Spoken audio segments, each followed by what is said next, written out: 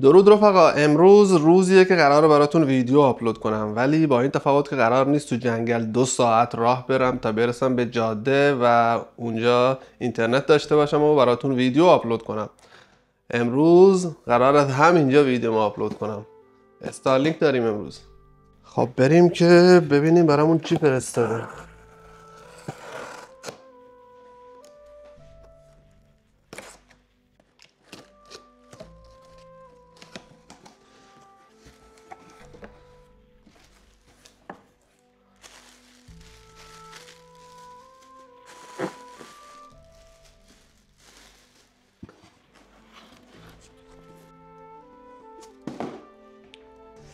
خیلی سنگینه، اصلا قرار نبوده انقدر سنگین باشه.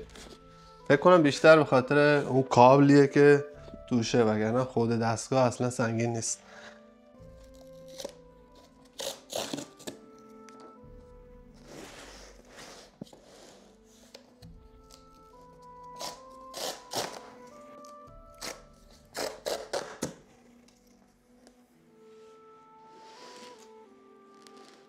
خب دوستان، همونطور که میدونید این یک استارلینک مینیه، یک استارلینک کوچیکه که در واقع میتونید با کوله حملش کنید، حتی تو ماشین نصبش کنید. من بیشتر راستش اینو گرفتم برای ماشینم یا کمپر یا ماشینی که میگیرم، چون جایی که میرم احتمال زیاد اصلا آنتن نداریم. و اینکه اینجا نحوه نصبشو به شما نشون داده، اینکه چجوری نصبش کنید. فکر کنم باید اینو اسکن کنم، اپلیکیشن رو دانلود کنم و بقیه داستاناشو با هم انجام میدیم. خب بچه، اینجا یه دونه پایه داره که وقتی شما میخواین توی کمپ یا ماشین به صورت پورتابل استفادهش کنین و همش جابجاش کنین، این پایه باید روش باشه که خیلی استفاده کردن ازش راحت تره. این پایه رو میشه در آورد و اینو گذاشت.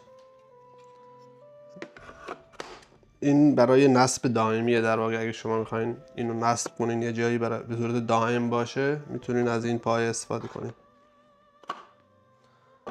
یه آداپتور داره که میتونین به برق وصلش کنین و یه کابل بزرگ.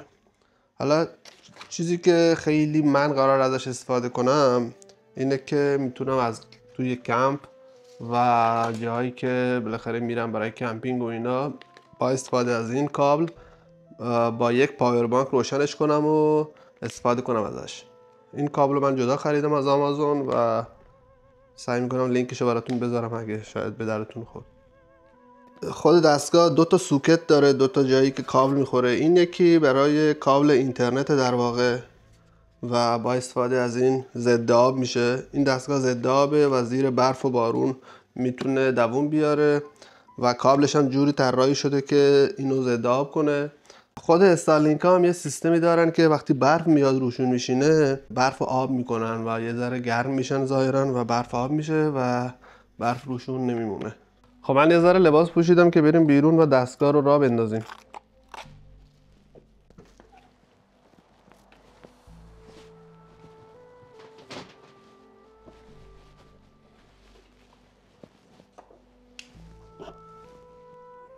چیزایی که ما نیاز داریم.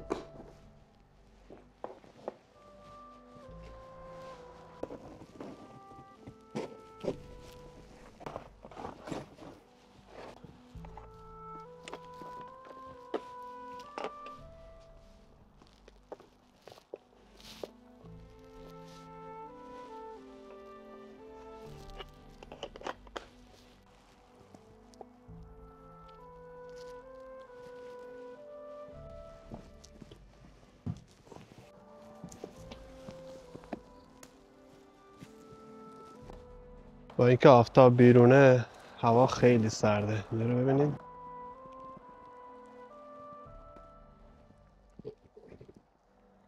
خب من اپلیکیشن استارلینک رو نصب کردم. استارت ستاپ رو میزنیم، نوع دستگاه رو انتخاب میکنیم، داره ماهواره ها رو اسکن میکنه. تو آمریکا من خیلی ویدیو دیدم که دارن تستش میکنن، تقریبا روی 120 و 115 همه تستا، ولی این تستش خیلی داره سرعت بالاتری نشون میده. اتفاق خوبیه چون من واقعا به سرعت بهتری نیاز دارم. الان 187 تا آورد و اینترنت های خونگی اینجا مثلا توی تورنتو یا شهرهای بزرگ خیلی بالاتره، مثلا 400 Mbps، 2 برابر مثلا این سرعت داره. ولی اینجا تو این جنگل این خیلی میتونه به من کمک کنه. بریم که از خود اسپید تست یه تست بگیریم. خود اسپید تست یه چیز دیگه داره نشون میده، یعنی با اختلاف یه 30 تایی داره نشون میده، ولی بازم خیلی خوبه. آپلودش روی 15-16 خوبه، خیلی کار ما رو هم میندازه. بذار اینو یه ذره من جلوتر بذارم.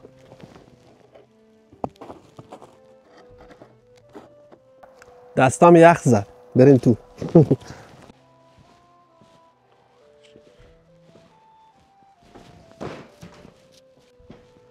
خب دوربین با کله افتاد ولی چیزیش نمیشه.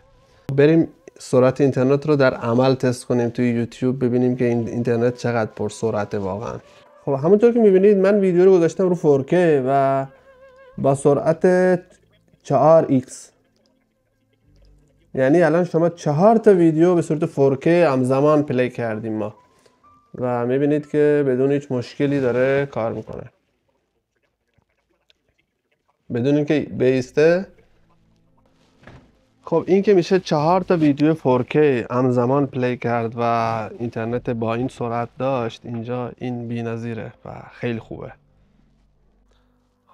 روی برف بارون اومده، همه جا یخ زده، یعنی آدم جرئت نمیکنه که اینجا پا بذاره. من چند باری از اینجا لیز خوردم افتادم.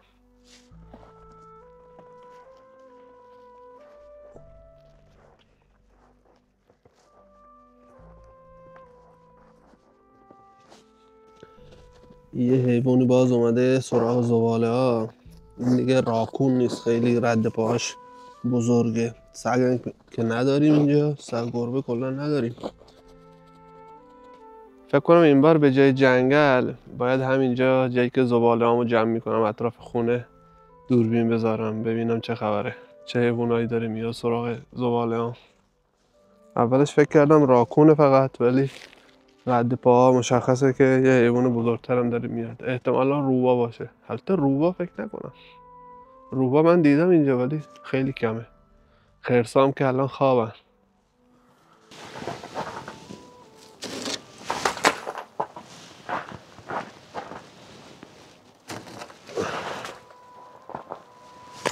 خب بچه این چاه خونه است، در واقع جایی که آب خونه رو تامین میکنه. یک لوله است که رفته زیر زمین، در واقع چاه هم نیست، یه پمپی بهش وصله و آب از اینجا تامین میشه. آبش هم خیلی تمیزه و قابل آشامیدنه. اینجا فاضلاب نداره، گاز نداره، فقط برق داریم. من یکی از پنجره های اینجا رو برداشتم و استارلینک رو گذاشتم اینجا که بتونم این در بالکن رو ببندم و حیوان میوونا نیان تو، و اینکه این یخا هم اینجوری دارم میریزم پایین زیر این یخا هم دفن نشه.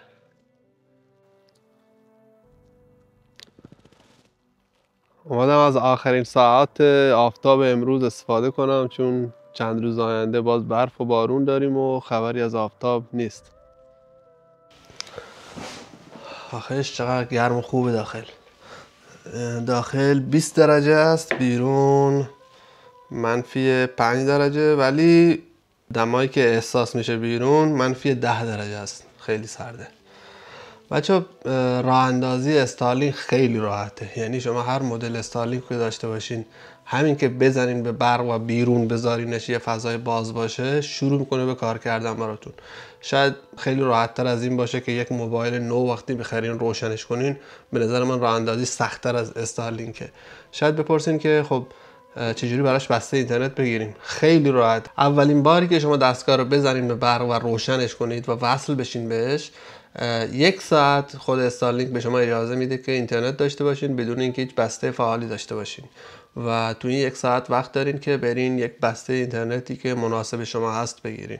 برای استارلینک مینی 2 تا بسته بیشتر نیست، یه دونه، البته سومیش هم هست که به درد نمیخوره. سومیش فکر کنم $5 آمریکاست و یه سرعت خیلی پایینی به شما میده، فقط در حد اینکه تکست واتساپ بدین. مثلا ویدیوها رو مثلا فقط میتونین در حد 360 پلی کنین، خیلی مثلا نمیتونین تو اینستاگرام اسکرول کنین، انقدر سرعتش پایینه. اون برای وقتی که شما اون دستگاه رو نمیخواین استفاده کنین، فقط میخواین یه بسته فعالی روش باشه، $5. وگرنه بسته اصلیش 2 تاست، یکیش $50 یکیش $150 که $150 آنلیمیتده، هر چقدر با هر صورت که مثلا خود دستگاه بهتون میده میتونین استفاده کنین. $50 برای 50 گیگه، برای اونایی که مثلا آخر هفته میخوان برن کمپ کنن یا مثلا ماهی چند بار بیشتر استفاده نمیکنن، اون $50 خوبه. خب پکیج مناسبم برای من همون $150 بود که تهیه کردم. 50 گیگابایت اصلا به درد من نمیخوره واقعا، یعنی فکر کنم توی 5 روز تموم بشه با توجه به استفاده من از اینترنت. همیشه یوتیوب من روی اخبار روی یه ویدیویی داره همینجوری اتوماتیک پلی میشه. وقتی کیفیت ویدیو رو بالا ببینی فکر کنم کمتر از مثلا شده من روی 3 روز 2 روز هم 50 گیگابایت اینترنت مصرف کنم.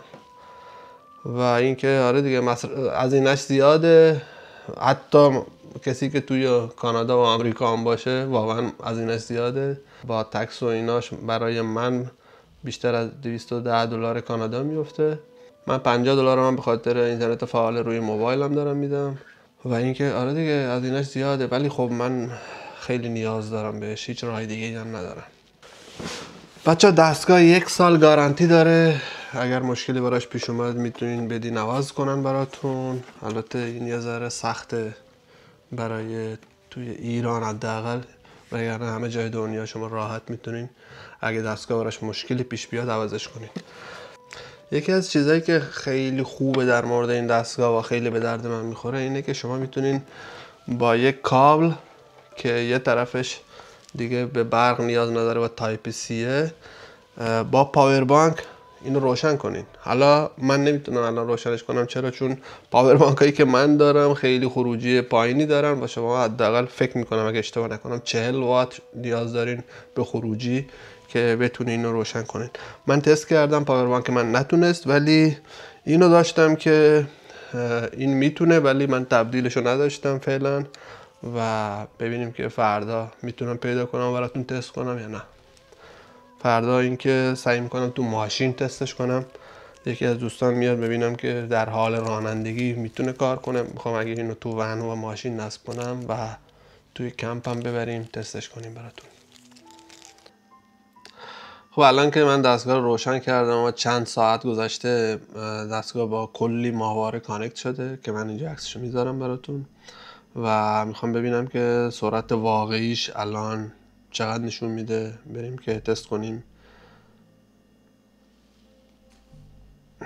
خب 150 160 70 200 آفرین 180 سرعت دانلود 188 شد. بریم آپلود 30 29 کسایی که ویدیو قبلی من دیدن میدونن که من با بی اینترنتی چی کشیدم. یه بار یادم رفتم که ویدیو آپلود کنم، 1 ساعت رفتم اونجا، یه بارون شدیدی اومد، برگشتم دوباره بخواستم برم باز بارون اومد. یعنی انقدر اذیت شدم سر آپلود ویدیو چون مجبور بودم 1 ساعت 1 ساعت و نیم اونجا وایسم تا 10 گیگابایت ویدیو آپلود بشه. و الان خیلی راحتم و سرعت آپلودم چقدر بود اونجا، چون اینجا ترافیکی نیست، با اینکه اینترنت سرعتش پایینه ولی سرعت آپلود خوبی داشت. مثلا بالاترین سرعت آپلود 15 تا بود و الان من اینجا سرعت آپلود 30 تا دارم. بی‌نظیره، خیلی خوبه. یه چیزی هم که یادم رفت در مورد دستگاه بگم، دستگاه خودش همون پکیج یه مودم داره که مودم داخلیه دیگه، هیچ چیز اضافی نداره. شما میتونید با یه برق تایپ سی هر جایی بخواین روشنش کنین. قیمت پکیج ها رو که بهتون گفتم. قیمت دستگاه بچه ها $600 معمولا، ولی $600 کانادا فکر کنم $450 آمریکاست. آف خورده بود، نصف شده بود برای کانادا. من $300 خریدمش. خیلی قیمت دستگاه زیاد نبود، ولی خب قیمت بستش که ماهی حدودا $210-15 کاناداست، کم نیست. این آتش سوزی جنگلا توی ایران، شمال ایران، انقدر رو مخم بود که اومدم بیرون یه نفسی بکشم که بتونم ادامه ویدیو رو در واقع بتونم ضبط کنم. هرچقدر سعی میکنم که اخبار رو نبینم ولی میشه در مورد خیلی چیزا بی خیال شد، یعنی خودمون رو بزنیم بی خیالی، ولی چیزایی مثل جنگل‌های ایرکانی چیزایی نیستش که با یه تغییر سیاست یا مثلا با 1-2 سال صبر دوباره به وجود بیان و خیلی خیلی ناراحت کننده است. کلا ضبط این ویدیو برام اصلا راحت نبود، چون تو این مدت همین الان جنگلا دارن میسوزن و من خیلی نیاز داشتم به اینکه تمرکز کنم و این ویدیو رو بگیرم. واقعا وحشتناکه. متاسفانه من هیچ تبدیل و کابلی پیدا نکردم که بتونم استارلینک رو توی کمپ و جنگل براتون تست کنم. من فردا میرم تورنتو، حتما سعی میکنم که اون تبدیل رو بخرم و اینکه به هیچ عنوان ویدیوهای آینده منو از دست ندین. قرار کلی سفر و ماجراجویی باحال انجام بدم و دمتون گرم. مرسی که مثل همیشه ویدیوها رو میبینید. شبتون بخیر.